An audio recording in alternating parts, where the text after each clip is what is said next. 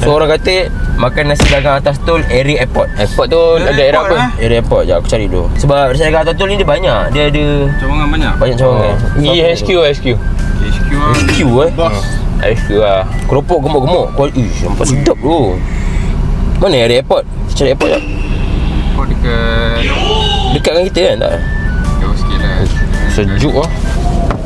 Sejuk movie. Kena pakai. Find me nasi dagang atas tol near airport. Oh, jom. Oh, AI bro. Alifan. Nasi dagang mak kita. Keren ke? Tak ada kat sini. Sekejap. Mana airport? Ni airport ni? Kau ya.